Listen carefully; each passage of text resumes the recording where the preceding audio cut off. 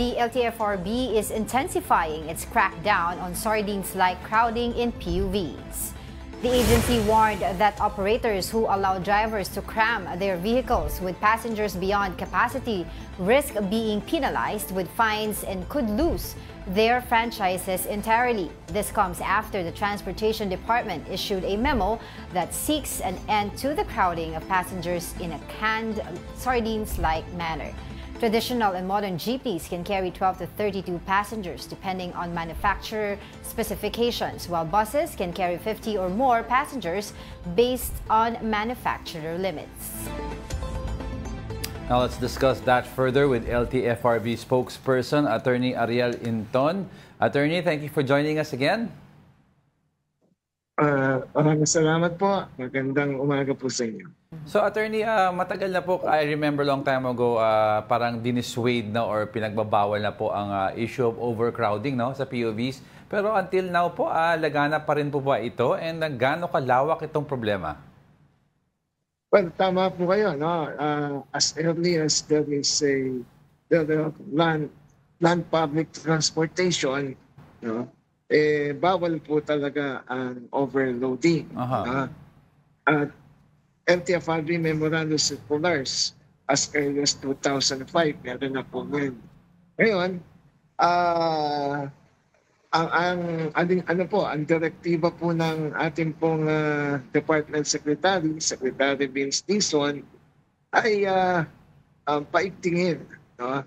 At yun nga po ang ginagawa ngayon ng ating pong chairman ng LTFRB, Attorney Jojo Guadis, that he reminded all public utility vehicle operators and drivers to strictly adhere to and comply with the allowable passenger capacity of their PUVs.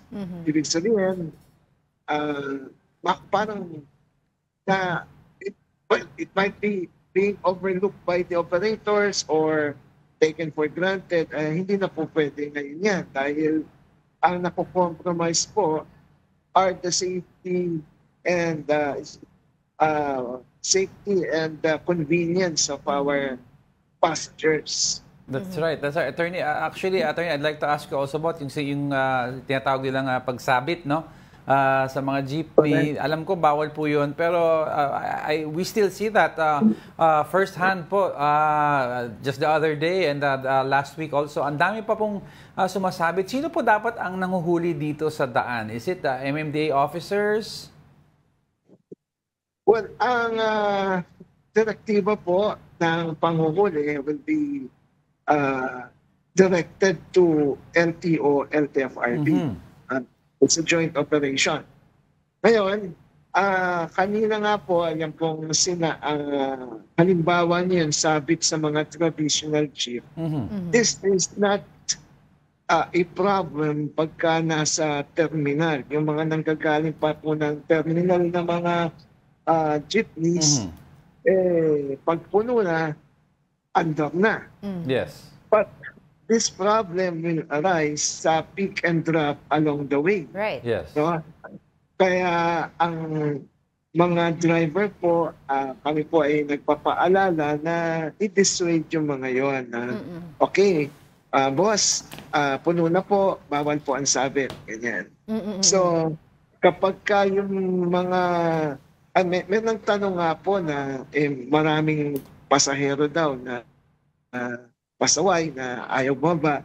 There is a suggestion na yung mga kapwa na pasahero na mismo na magsabi at yung driver, pasensya na po, hindi po kami aandal kapag may sabit po din ang amin. No, kasi pagka nagkahulihan, ang nauhuli ay yung driver at tatama sa prangkisa ng operator yun and not the erring passengers. So, we need also the cooperation of our passengers na pagka puno na po, wag na po nating ipilit na sumabit tayo kasi it will,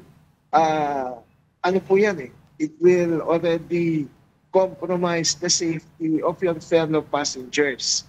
At sa LTFRB rules po, when the passenger can be can be refused in a public transport if he will pose danger already to his fellow passengers. Eh kapag ka overloaded po at kayo ang dahilan ng overloading, kayo po magiging dahilan kung bakit po nako-compromise yung safety ng ibang pasahero. So, ang pakiusap po natin, konting lang po, malasakit sa mga kapwa pasahero at sa driver. Attorney? Opo. Ayun, alright. Attorney, having said that po, tama po kayo na minsan talaga or madalas hindi naman po nakikita yung problema pag alis at, sa terminal mismo. Pag alis sa gitna ng kalsada, doon po talaga nagkakaroon ng mga siksikan ng mga pasahero sa mga pampapubliko nating sasakyan. But paano po ang mangyayari po doon sa mga areas that are NCAP? Kaya napapalooban po ng NCAP, no? Paano po yun na masisiwata ng LTFRB, paano po yun mamomonitor at mahuhuli itong mga violators na to doon po sa areas kung saan po ini-implement ang NCAP, knowing po na wala naman po ngayon, mostly wala na po talaga mga officers doon sa mga lugar na yun? Well, yung NCAP po makakatulong kung meron pong mga violation na kapag no loading and unloading, nandun yung mga pasahero, may mga ganun pong... so po pwede po siyang mahuli through NCAP? Ganun po ba? Yung pong ating mga pasahero, sana po dun lang po tayo sa loading and unloading zone. Siguro yun ang isang solusyon dyan. No? At para sa ganun, hindi po, naiiwasan po yung mga nag-overload dahil pagdating doon, the driver can say to the passenger na yung mga passengers na pasaway na baba na lang po tayo dahil puno na. So you're saying, just to be clear lang po, attorney, no, pwede din po mahuli itong mga pumapayag na masikip po yung kanilang mga sasakyan through NCAP? Siguro po ang MMDA po makakasagot po niya kung kasama po sa kanilang panghuhuli based sa NCAP ang overloading. Well, Attorney, I was wondering po, ano pong areas ngayon yung nakikita po natin ngayon na may mga paglabag po talaga nitong ginagawa ng mga pampasaherong mga sasakyan po natin, and ilan na po ba yung mga na-reprimand po natin? Doon po sa kung saan location, mahirap po natin ma-identify, but you would see na mas mas makikita during rush hour. During rush hour po, yan nga yun nga. Kaya nga po yung pong bansag na parang sardinas, dyan po nangyayari. Ayun, may isa pa po tayong ipaalam na dun daw sa mga modern jeepney standing po. Allowed po yun, pero may limitasyon.